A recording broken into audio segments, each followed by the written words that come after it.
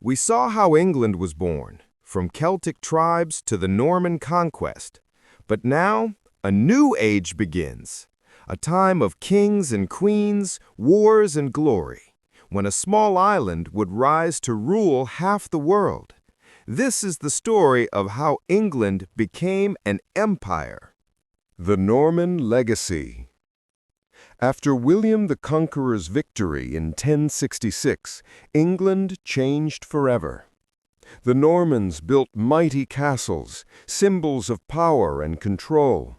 They introduced new laws, the feudal system, and a language that mixed French and Old English, becoming the roots of modern English. But the people never stopped dreaming of freedom, and soon one king's ambition would shake the throne itself. The Magna Carta. In 1215, under the rule of King John, the English barons rebelled. They forced the king to sign a historic document, the Magna Carta. It declared that even a king must obey the law. This single act planted the first seed of democracy, not only in England, but eventually across the Western world. From this moment, the idea of liberty began to grow.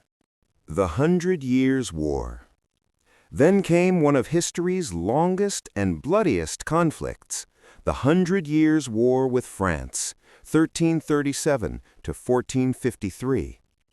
England sought to claim the French throne.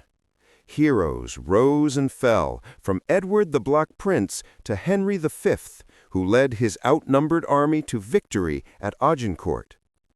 Though England eventually lost the war, it gained something far greater, a strong national identity and the first feelings of pride in being English. The Tudor Revolution. The 1500s brought a storm called the Tudor Era. King Henry VIII broke from the Catholic Church, creating the Church of England, not for faith, but for power.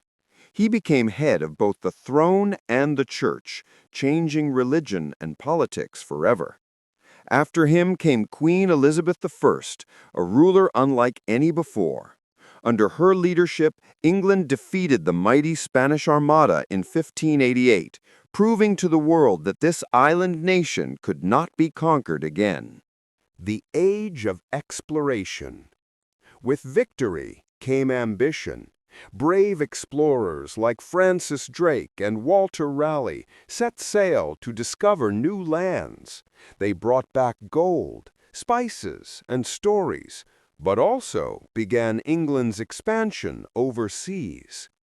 This was the dawn of the British Empire, small at first, but destined to become the largest in history.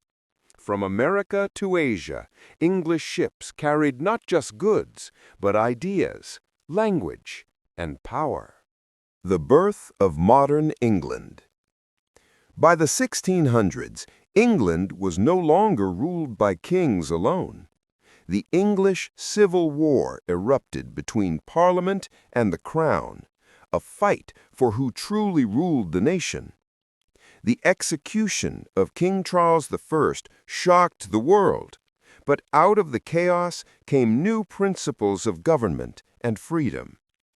Over time, Parliament grew stronger, and so did the people's voice. England was transforming from a medieval kingdom into a modern state. Ending. From castles and crowns to parliaments and empires, England's rise was built on courage, conflict, and change. What began as a scattered land of tribes became the beating heart of a global empire.